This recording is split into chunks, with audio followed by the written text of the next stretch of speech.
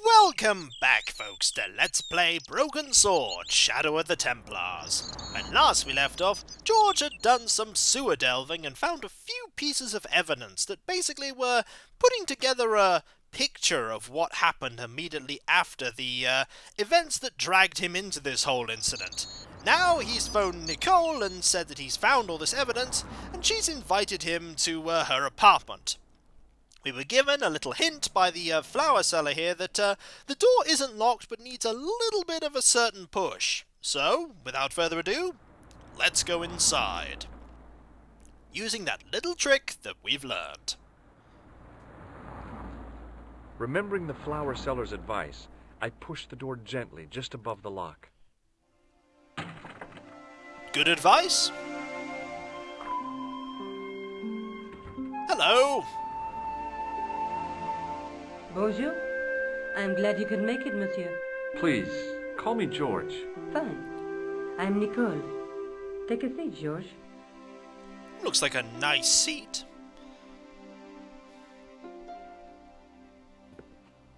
Eh bien? And what have you been up to? I've been exploring the sewers beneath the cafe. I thought I could smell something bad. The clown used the sewer to escape and to change out of his costume. I guess he was in a hurry. He left his jacket behind. And? I got his tailor's phone number. What's more, I know where he hired the clown suit, too. You had better luck than I did. Luck, she said. Luck! Hard work, I'd call it. What happened? I took my photographs to the editor, but he wasn't interested. Can you believe it? He told me to drop the story. But you're not about to do that. Oh, no. I am going to find out what's behind these killings. You know what I think? It's a conspiracy. The police in 3 different countries have kept very quiet about the murders. The press don't connect them at all. They blame them on political, religious, or militant minority extremists. Well, that covers just about everyone. We have a lot that we could talk about here. The first thing we want to talk about, of course, is the clown, and namely, and mainly rather, who has previously been killed by the clown, because Nicole had hinted that this had happened before. Tell me more about the clown's previous victims. The first was Onno Bellotta, the millionaire pharmaceutical baron. He made his money from amphetamines in the post-war slimming and diet boom. Imagine it! Millions of housewives literally speeding their butts off. Was he killed for his money? No. He had no living relatives, and his fortune went to the orphanage where he'd grown up. The only witness in the case was his Filipino au pair. She swears he was lured to his death by a snowman. The snowman? What about the clown's second victim? Yamada, the controversial Japanese green politician. He inherited his fortune from his father's electrochemical consortium. He was committed to dismantling Japan's automobile industry. I can't see him gaining much support with a loony policy like that. Yamada was a man of vision. He was years ahead of his time. If you say so. How did he die? At the hands, or should I say, flippers, of a giant emperor penguin. A penguin? This is starting to seem like a very unusual set of murders. A snowman, a penguin, and now a clown. You know, I hate to admit it, but this is scary.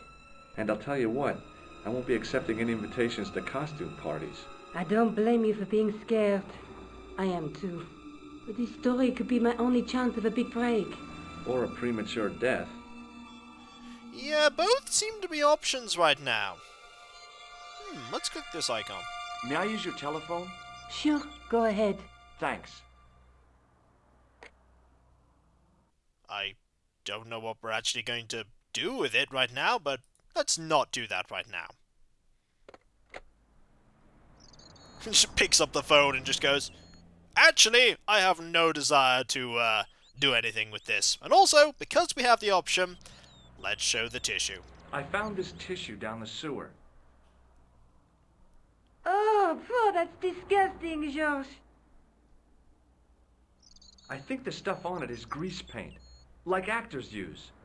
Or clowns. It's still disgusting. Get rid of it. I do not think I will be getting rid of it. I get the feeling that's going to have some use at some point. This is the tool I used to get into the sewers. Fascinating, George. You're not interested, are you? Oh, of course I am. I think it was very brave of you to go down those sewers. Yeah? Well, it was kind of scary, but, well, I had a job to do. Don't think she was actually that impressed. Let's have a look at this jacket. I found a piece of material near the cafe.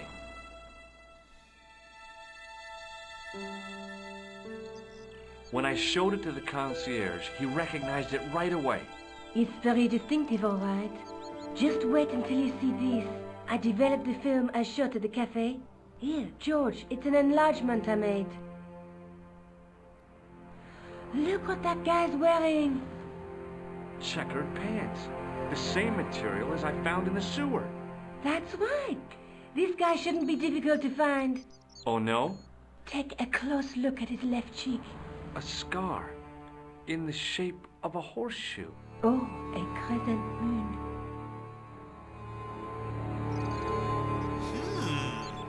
Interesting development there. We could have a look at this picture some more. How come you enlarged this photograph of me? Because I noticed the guy behind you, of course. Fair enough. Let's actually mention this clown nose. I found this false nose in the sewer. It has La Risée du Monde printed inside it. The laughing stock of the world. It's a costume shop near the Gare Saint-Lazare. I'll check it out. Maybe the owner remembers who hired the clown costume. Why don't you put it on, George? No way am I wearing this. I'd look really stupid. Besides, you might have had a cold. Well, we have a lead. And we can talk about her. Tell me more about yourself. Oh, there is not much to tell. Well, how did you get into photography? I guess I owe that to my father. He bought my first camera. I was 8 and my parents had just split up. Oh. Did you live with your father? Yes, my mother went off with her new boyfriend. I don't mind.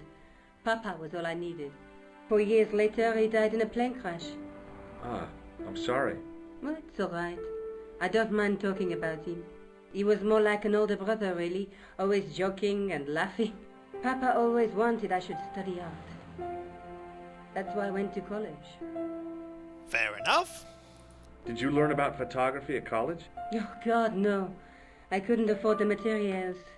We were billed for everything we used. Paint, canvas, paper. Most of my year turned to minimalism. It was cheaper. I used to go poaching in the park for squirrel hair. The only time I wasn't hungry was the term I did printing. I used to eat the potatoes. You're making fun of me, aren't you? Oh, no. So, not really, doing that well, considering. I mean, this is, meant to be her first big break, and the, flower, seller just across the road hinted at the fact that she wasn't doing too... Well, appearances could be deceiving. Do you have a boyfriend? That's none of your business. Oh, fair enough. Well, I suppose we should probably go and, have a look at that, store that we're looking at. I'm going back out to search for that clown. Where? Well, I guess I could visit the costume shop. Good idea.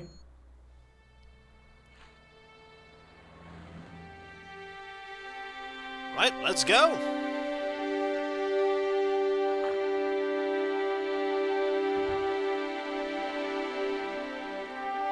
And off we go this way.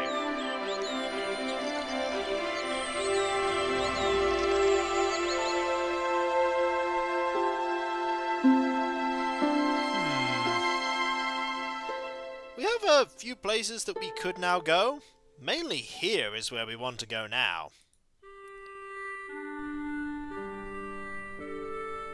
There's a lot to see here. Let's have a look at everything, shall we? Mainly all the stuff over here first, like the clown costume. I gave the dummy Puro a tentative prod, but it didn't move. Fair enough. As I was about to touch the dummy, I realized it had the same color eyes as Nico. The strange thing was, I hadn't realized I'd noticed the color of Nico's eyes. Well, clearly you have. What else is here? Not a whole lot, but there is this gentleman here that I suppose... Ooh. We could use this. Why not?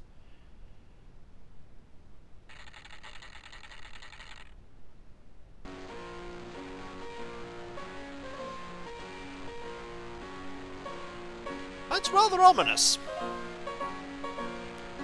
I think I'm going to turn that off. I think I've just restarted it. I think that was a terrible decision. Let's just let that play out, shall we? We have a few various items, but we could talk to the man here. In fact, he seems to be waiting for us to talk to him. After all, we are in fact the only customer in the room. So let's go and talk to him. I thought he would actually turn it off, but nope, he just let it keep going. He was like, well, it's only got halfway through, let's start again. So, George, let's talk to the shop owner, shall we? Excuse me? Bonjour, monsieur. Please, come in. Welcome. Leave the mundane world behind, for in these four walls, fantasy is king. I don't want a costume. Didn't you ever dress up when you were a child? Not that I remember. Incredible! You'll be telling me next that you never shared your elder sister's lingerie. I don't have a sister, and I think I'd look pretty silly in a brassiere. I just need some information. Of course. How can I help you? Well, we can start talking to you about this man, for instance. Have you heard of a man named Plantile? I do not recall anyone of that name. Fair enough. Let's talk about the clown. I'm looking for a man who hired a clown costume from you. Oui, monsieur. I do not see how I can help. Don't you keep a record of costumes that you've rented out? Of course, monsieur, but... Well, then, I'd like to check your records. Give me the names of everyone who's rented a clown suit. Impossible. There are too many. Well, that's awkward. What about recently? The clown I'm looking for is a cold-blooded killer. Give me his name, and I'll see he's brought to justice. I'd help you if I could, but you can't expect me to remember all my customers. You see, the clown costume is our most popular line, monsieur. On average, we hire out more than 30 clown suits a week. You'll have to give me more to go by. A description, perhaps? Oh, we have that, but let's exhaust all our conversation topics here. How come clowns are so popular? I think it has something to do with their unpredictable nature. Personally, I think clowns should be banned, along with mimes. Oh, come now. Who doesn't love clowns? Me, for one. Well, we can't talk about that anymore. Clearly, we should now show this man this tissue. Does this dirty tissue mean anything to you?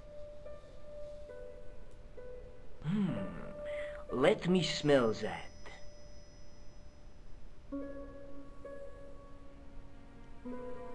Bestheimer's number 7 white pancake. Theatrical grease paint, right? Oui, monsieur. La crème de la crème of Thespian accoutrement. Have you sold any of it recently? Yes, 2 cans. 2? Who to? About this tissue. I have already given you my professional opinion. Okay, what about this manhole cover thing? What does this tool mean to you? Nothing, monsieur. Well, fair enough. What about this nose? Do you want this red nose back? Not after it's been worn, thank you. What about this picture? I think we'll get a description from the picture. Do you recognize this man? Ah oui, he was here this morning. He chose 2 costumes, Bozo the clown and Seamus the pixie. A pixie? Very smart. Green silk with a taffeta lining. He gave me his name as Monsieur Khan. We have a name. Are you sure this is the same man who hired the clown suit? Certainement, Monsieur Khan. I think we have all the information that we need right now. We've got a name. We have a name. Right, let's go. Thanks for your help, buddy. My pleasure, monsieur. Allow me to shake you by the hand. Huh? Well, okay.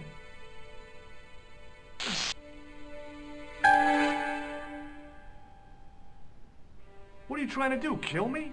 You did not find it amusing? I never saw the funny side of electroshock therapy. Eh bien, it is yours to keep. A gift? Do I need a license? No, but I give you a word of warning, monsieur. What? Remember to switch it off before you visit the toilet. That's a good piece of advice. But now we have this. It was the shake and shock buzzer I'd been given by the man in the costume shop. That might be useful, but then again all the items we have might be useful. Let's go. We need to go and, basically ask a few questions of someone. I'm not sure this is where we actually wanted to go.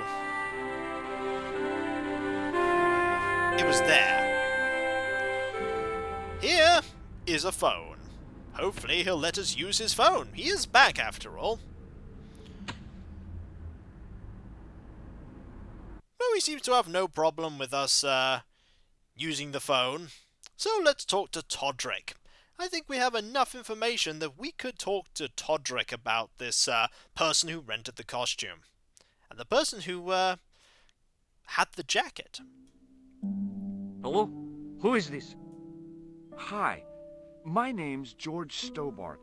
You don't know me. Correct, Mr. Stobart. I don't. What can I do for you? Well, I'm trying to trace one of your customers. Could I maybe come over and talk to you? No. No, that's not possible. Oh, okay. Forget it. Listen, all I want is a name. What are you talking about? Who are you working for? I guess you might say I'm acting in the interests of truth and justice. Ah, thank God. I thought you were the police. There are innocent lives at stake, Mr. Todrick. Lives that you could save. You're collecting for charity, yes? No, I'm not. All I want from you is information. Go on. I'm listening. We could talk about the clown first. We'll talk about Plantar first, I think. Do you know a guy called Plantar? No, I never heard of him. I don't think anybody has. Shall I tell you what happened to Plantar? How he was killed in cold blood? I told you, I never heard of Plantar. Fair enough. I think mentioning Plantar again is not going to help. Let's talk about the clown. What do you know about the clown who bombed the Café de la Chandelle Verte? I don't have no idea what you're talking about. You're cool, Todrick. But I think you know more than you're saying. I don't know who you be, but sure I am you don't know what you're talking about. I don't know if you're saying that to make me think you don't know what I mean, but... oh, this is ridiculous. Quit playing games with me, Todrick. I tell you, I know nothing about no clown. I think you do. Did you know that one of your customers was a part-time clown? If a guy feels happy with a funny nose and custard down his pants, what's the problem?